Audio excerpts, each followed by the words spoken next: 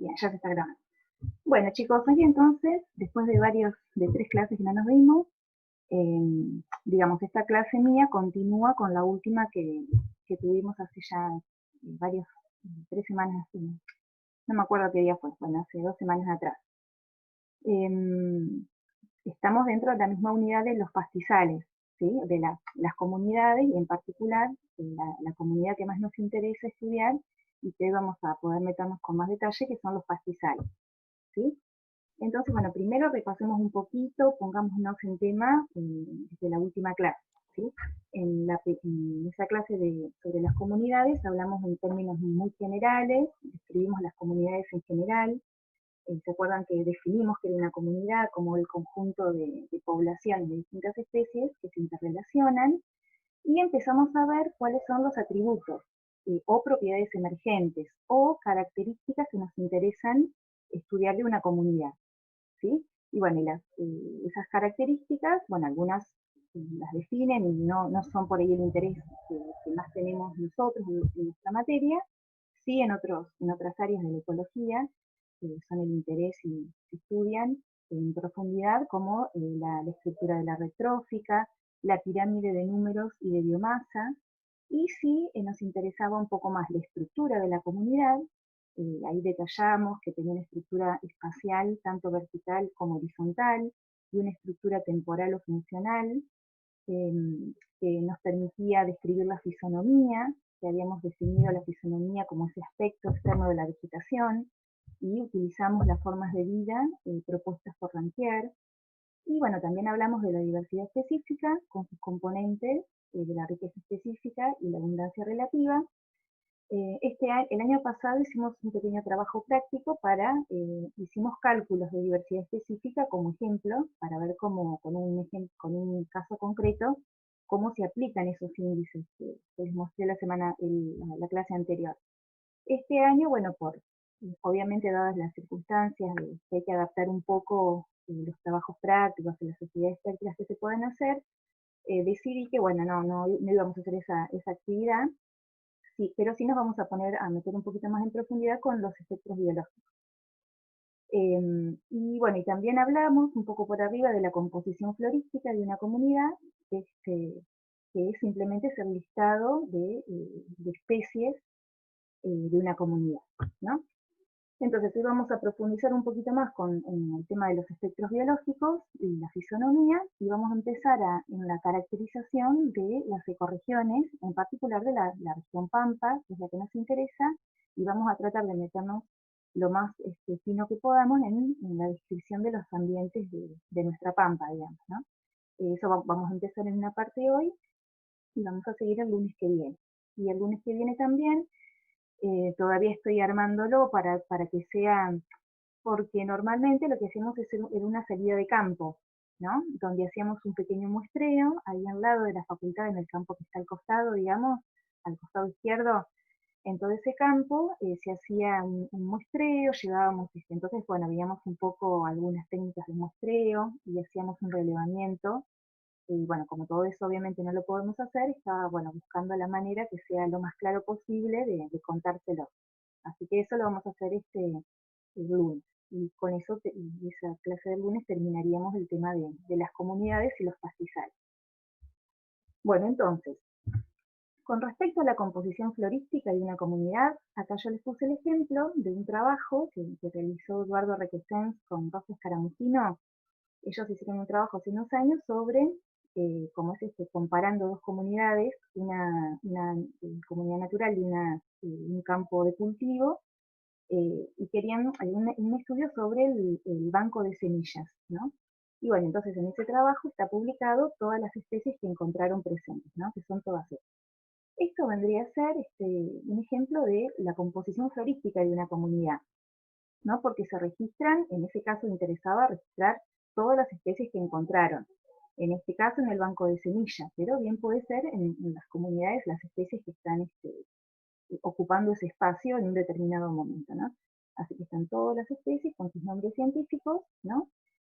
Y bueno, obviamente para que es una información valiosa de la comunidad, pero a su vez tiene sus límites, ¿verdad? Porque si yo, a mí lo que me interesa es entender o saber cómo es esa comunidad, con este listado de especies se me hace difícil. Primero porque, bueno, estamos hablando de Rosa escaramucina, que digamos que es muy, sabe mucho conoce mucho, ¿no? Botánica y conoce mucho las especies vegetales, porque realmente, digamos, una persona, salvo que sea que se dedique a la sistemática, la mayoría de las personas no tenemos la capacidad ni, ni tanta memoria como para tener en nuestro cerebro y conocer y que me presenten un listado de especies y yo leerlo e imaginarme esa comunidad, porque muchas especies no sé cuáles son o se me confunden, ¿sí?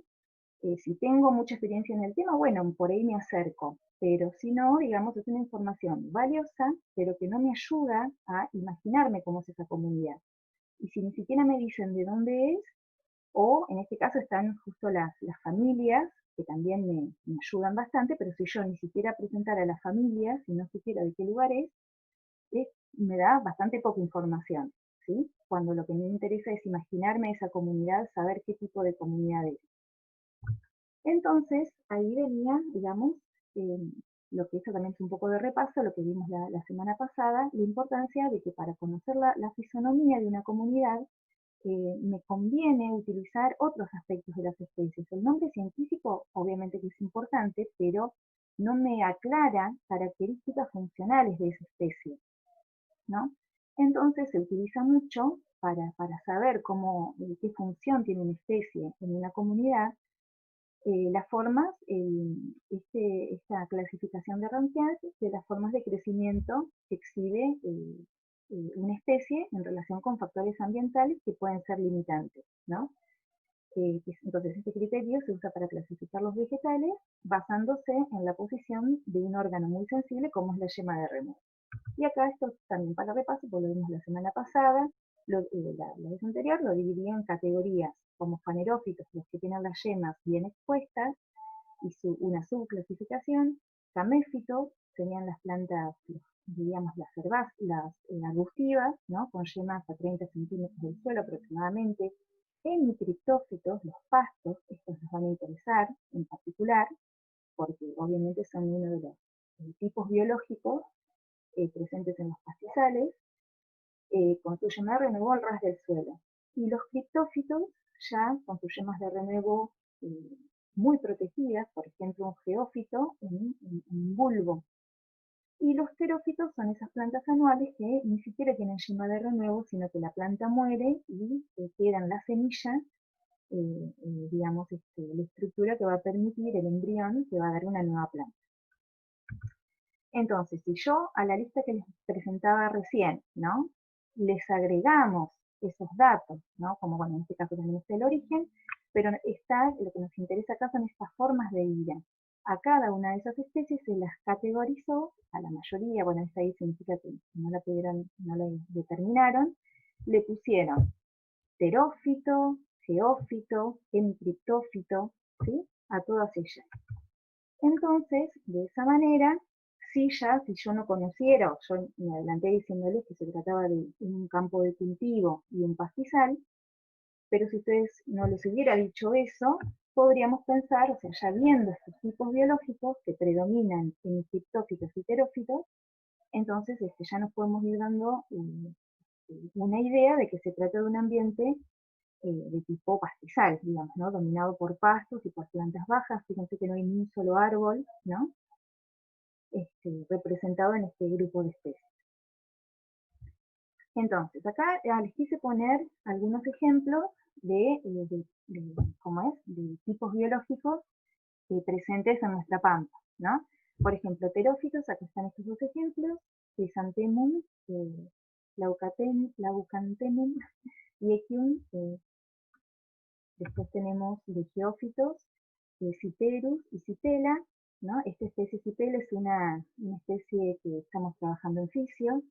Nosotros estamos trabajando con varias especies nativas, sobre todo en el aspecto de la germinación, ¿no? De las semillas. Y bueno, la mayoría son geófitas, ¿no? Como es bueno, como en este caso de Citela, Abrantus tubifatus, que por ahí hicimos los trabajos prácticos, ¿se acuerdan? Que sí, para fisiología, para desarrollo, utilizamos Abrantes patus, que es otra geófita, y Rhodophylla bífida también, son varias especies dentro de un grupito, ¿no?, que nos están interesando. Después también hay micriptófitas bastante típicas, ¿no?, como la cola del zorro y el pastomiel, o Paspalus induratatum. Ejemplos de caméficas está esta Amelia caudata y Baccharis candilensis, o Baccharis draconculifolia con una subespecie candilensis, como es un arbusto muy común y muy, muy bonito. También con esta especie hemos hecho un trabajo, un sitio sobre la germinación. Y bueno, y también hay presencia de árboles fanerófitos, aunque son minoritarios, ¿no? Y está la acacia negra. Esta foto está bastante fea, pero bueno, por ahí es el sentimiento que despierta, porque que me despierta, es una especie invasora, ¿no? Y está generando bastante preocupación porque se ha expandido mucho, ¿no? Y bueno, vamos a hablar dos palabritas sobre las especies invasoras. Y bueno, Salix y Frágil, como ejemplos de tipos biológicos presentes en nuestra pampa. Entonces, en definitiva, nosotros a partir de la composición florística, o sea, siempre en definitiva, cuando vamos a hacer un muestreo y empezamos a hacer el estudio de nuestra comunidad, arrancamos haciendo ese estudio de la composición florística, no siempre llegando a nivel de especie, muchas veces, sobre todo con grupos difíciles de determinar, como las compuestas y las gramíneas, hay que, digamos, estar acompañado de algún experto como para poder hacer la determinación de la especie, pero bueno, pero sí se las va categorizando primero en esa composición florística. A partir de ahí se pueden definir a qué tipo biológico pertenece cada especie, ¿no? También se toma del campo, se registran los resultados, ¿no?, de la abundancia relativa y el porcentaje de cobertura de cada tipo biológico. ¿Saben el porcentaje de cobertura? ¿Lo han visto en otras materias? ¿Saben a qué se refiere el porcentaje de cobertura de una especie?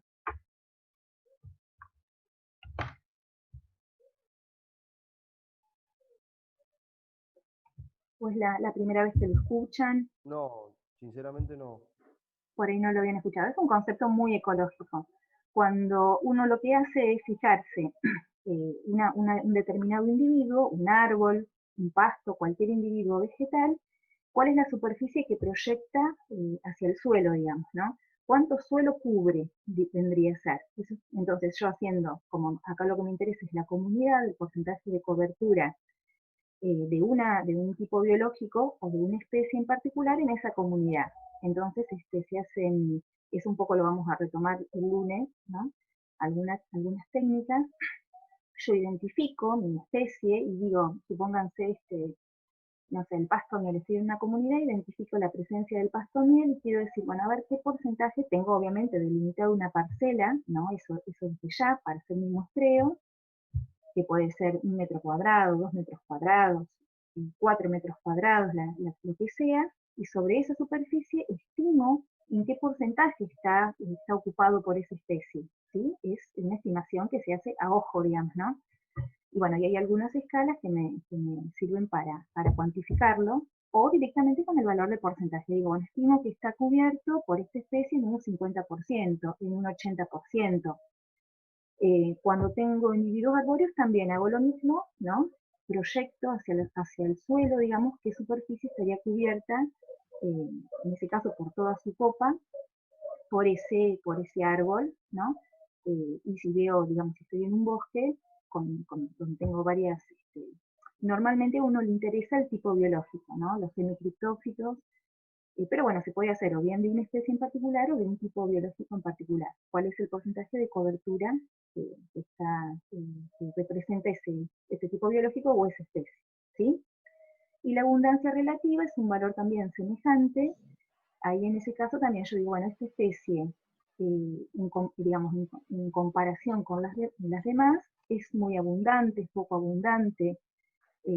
Ahí se puede hablar de especies dominantes, de especies intermedias y de especies raras, ¿no? Una abundancia relativa, por ejemplo, si yo en mi parcela veo un solo individuo de tal especie, bueno, lo puedo considerar como raro.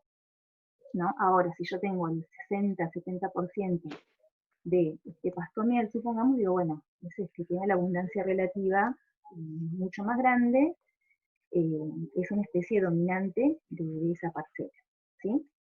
Entonces esos datos de abundancia relativa y porcentaje de cobertura son datos que también necesito saber, o sea, no me alcanza solo con saber qué tipos biológicos están representados, sino en qué cantidad, digamos, están representados en mi comunidad.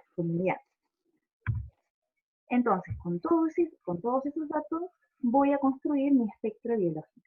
¿Sí? Que decíamos que el espectro biológico era la representación gráfica que surge, el diagrama, que es un diagrama de barras, con los porcentajes de especies pertenecientes a cada tipo biológico, y también se grafican los porcentajes de cobertura cuando tengo ese dato. A veces se tiene, a veces no, dependiendo, bueno, de dónde se hayan sacado los datos, y si uno mismo ha hecho el muestreo o no.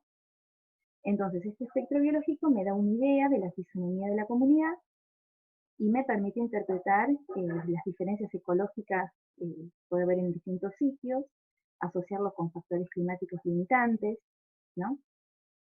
Todo eso es el valor que tiene, digamos, poder construir estos espectros.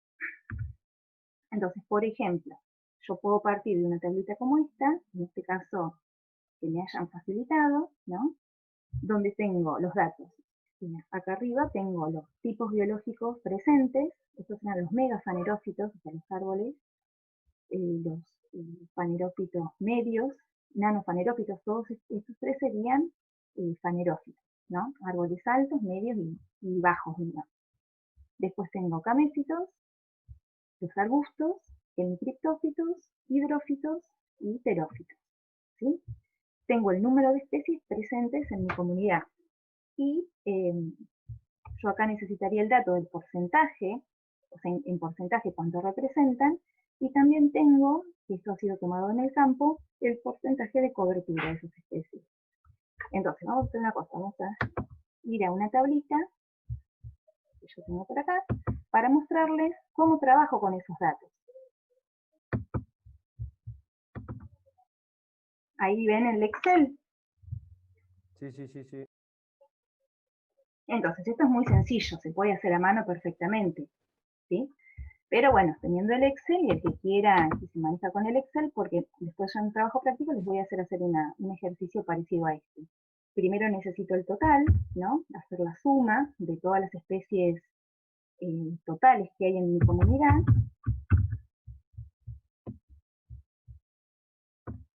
Hago la suma, y luego entonces sí puedo calcular los porcentajes, ¿sí? Antes de graficar, porque en mi gráfico lo que necesito que esté representado es el porcentaje de especies. Entonces voy a tener 2 por. Pero como les digo, yo les enseño a hacerlo con el Excel, o digamos, es muy sencillo, también lo pueden hacer a mano, no hay ningún problema, si no tienen Excel, si no les gusta o si no están familiarizados. Y acá ya tengo el porcentaje, me falta poner en la fórmula que es constante, con el F4, ¿sí? Con el Excel han tenido experiencia, más o menos, vienen trabajando. Nosotros vieron todos los años en fisiología, trabajamos con un trabajo especial donde por ahí, digamos, ahí vemos que algunos chicos ya tienen experiencia, ya se han acercado por otras materias al usar herramientas como Excel, ¿no? Otros por ahí no tanto. Pero bueno, lo que es importante es que hoy, digamos, el uso de herramientas, bueno, un Word seguramente sí, ya deben haber usado muchas veces, ¿no? Y el Excel quizás no tanto. Está bueno en la medida que lo puedan hacer, porque son herramientas que se van aprendiendo de a poquito, ¿no? Y son el futuro, digamos, es imposible de imaginarse un futuro sin sea cual sea, digamos, en lo que en definitiva ustedes como ingenieros agrónomos se terminen ocupando. Así no hagan investigación y sea un trabajo, bueno, si hacen investigación obviamente que sí o sí, no hay manera de no utilizar las herramientas, ¿no? Como básicas como el Excel.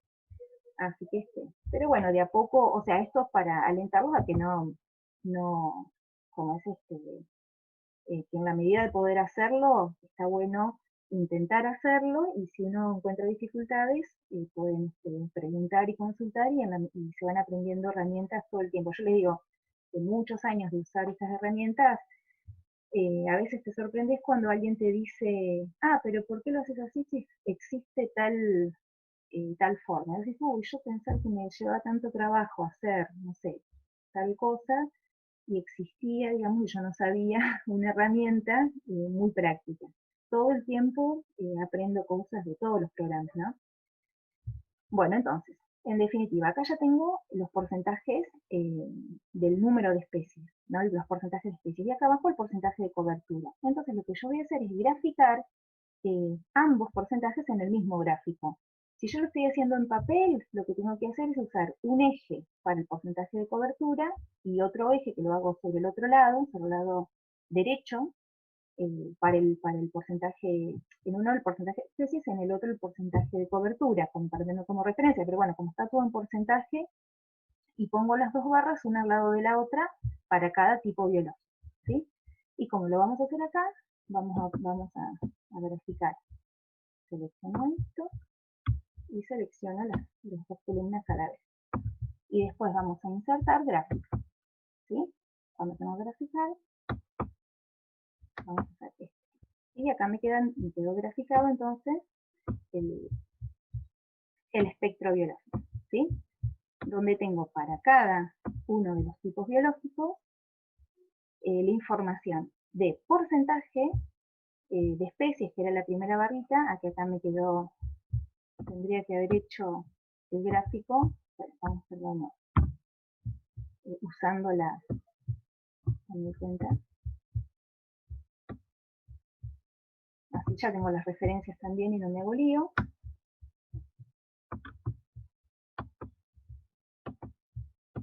Ahí está, ¿sí? En azul el porcentaje de especies, en naranja el porcentaje de cobertura, ¿sí? Entonces, ahora voy a volver a la presentación, porque ahí...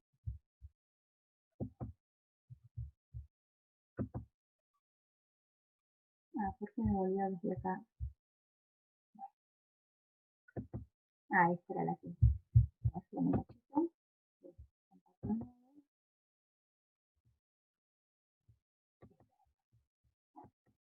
Bueno, entonces, nosotros, este era el gráfico que tenía con información, ¿no? Con mi tablita con datos. Fuimos al Excel, trabajamos, y acá entonces, había pegado, ahí está. Acá entonces trasladé la tabla que hice en el Excel con los resultados y el espectro biológico como me quedó, ¿sí? Entonces yo, a partir de ese espectro, puedo empezar a analizar y preguntarme, ¿no? ¿Qué tipo de fisonomía, a qué tipo de fisonomía correspondería este espectro biológico? ¿Qué les parece? Así a grandes rasgos, ¿no? ¿Cuál es el tipo biológico dominante?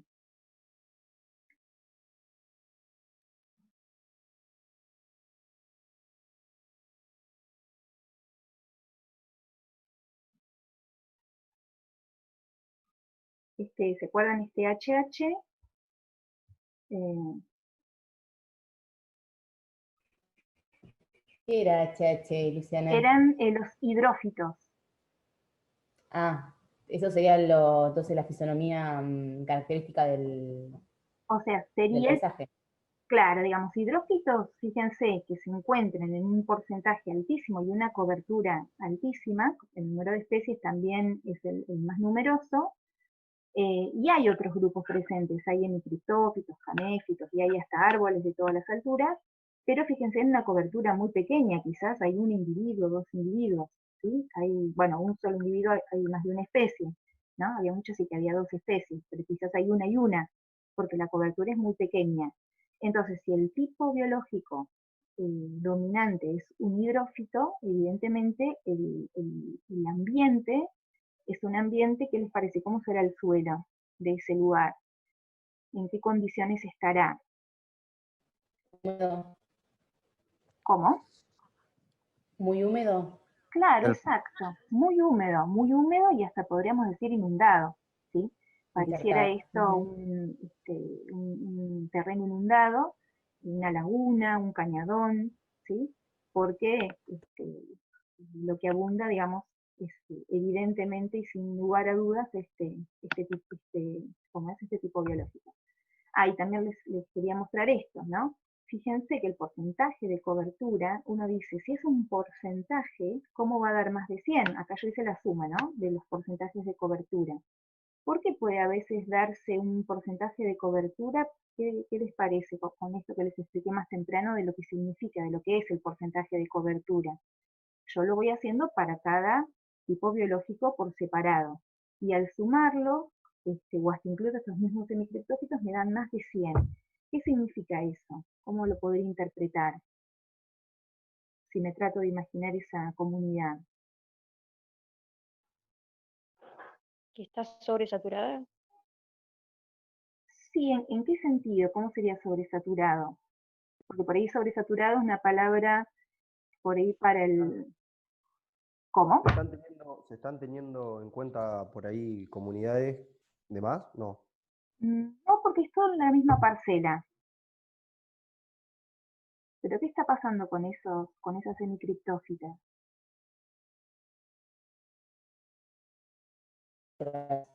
Están como que están superpuestas sobre otras especies. Exacto, hay superposición de especies, hay distintos estratos, ¿sí? Es tan densa, por ahí lo que no se tiene que haber dicho como sobresaturado, ¿no? Por ahí es como es por ahí me interpreto que lo que querías decir era eso, ¿no? Con sobresaturado. Es no hay porcentaje de suelo desnudo para nada, o sea, el suelo está completamente cubierto por estas plantas, y estas plantas incluso formando más de un estrato, ¿sí? Por eso muchas veces hay un porcentaje mayor cuando uno hace el cálculo total por esta superposición, ¿sí? Y bueno, y entonces ya nos imaginamos más o menos, tenemos en nuestra cabeza, viendo este espectro biológico, la fisonomía de esa comunidad, y entonces, bueno, y ya un poco lo respondimos, ¿no? ¿Qué tipo de clima?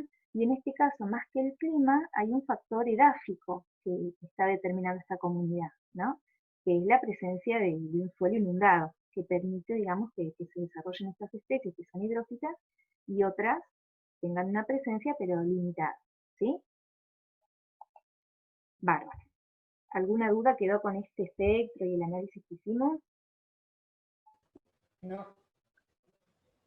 Vale. Entonces, y bueno, acá tenía otro ejemplito más, lo podemos ver un poquito más rápido. Acá fíjense que tenemos más representación. Entonces, vamos a hacer lo mismo. Aquí tengo el Excel preparado.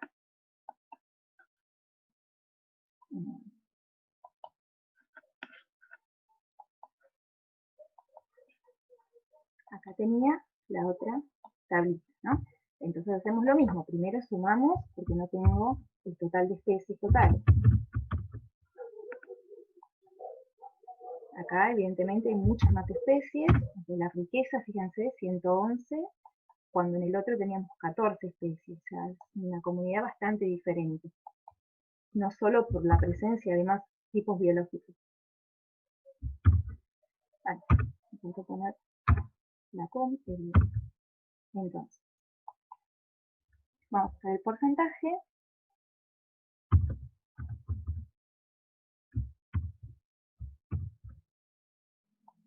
Y esto tiene que ser un valor constante, así arrastro la fórmula y ya me queda hecho para todo. Ahí está, ¿sí? Tengo los porcentajes, bueno, y ahora entonces vamos a graficar. El porcentaje de cobertura ya me lo habían dado.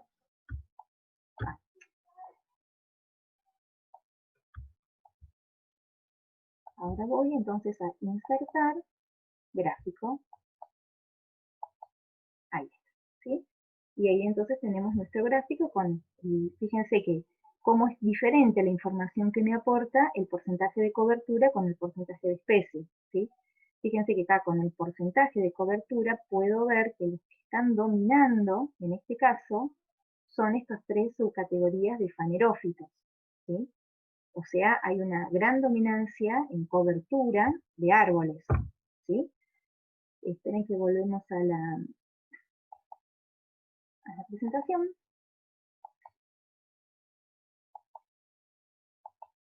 Entonces acá hice lo mismo, ¿no?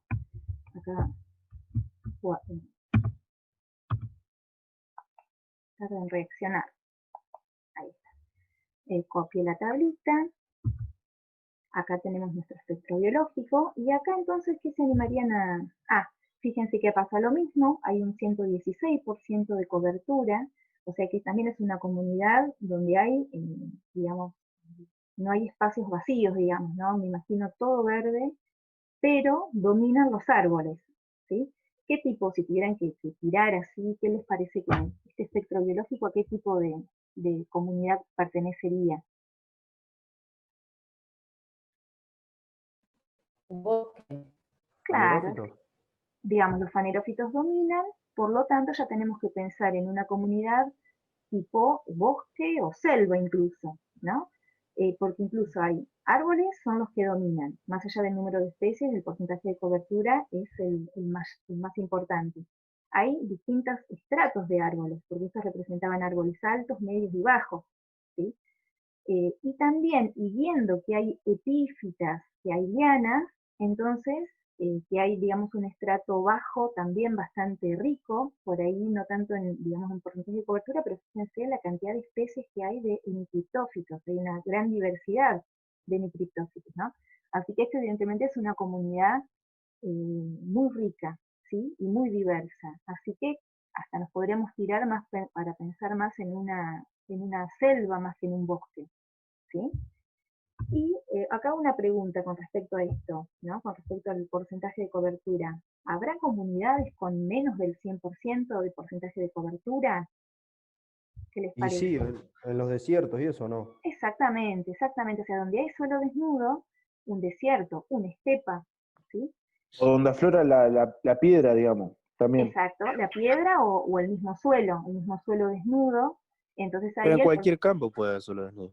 Exacto, sí, sí, sí, tal cual. O sea, siempre que hay suelo desnudo, en esa comunidad no hay un 100% de cobertura. O sea, es muy común que no haya, normalmente, por ejemplo, en un pastizal natural, en una selva, en un bosque, el porcentaje de cobertura va a ser 100 o más, pero hay muchas comunidades donde no se llega al 100% de cobertura cuando hay suelo desnudo, digamos. Perfecto. Y bueno, entonces como decíamos, la fisonomía en este caso podría ser de una selva, ¿no? Y los factores limitantes en este ambiente, en un ambiente de selva, ¿qué les parece? ¿Cómo será el clima de un lugar como este?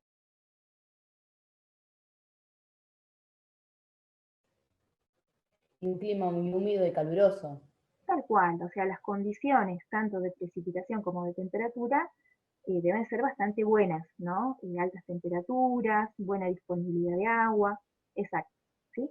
Entonces, lo importante, digamos, de estos espectros es cómo a partir de, yo partí quizás de una lista de especies y de un listado de tipos biológicos, quizás sin haber ido nunca a ese lugar, porque acá partimos de esta tablita y nosotros no sabemos de dónde fue tomados estos datos, ¿no? Podemos ir haciendo todo un análisis que me permite imaginarme esa comunidad, caracterizarla e interpretar características climáticas o edáficas, ¿sí? Bárbaro.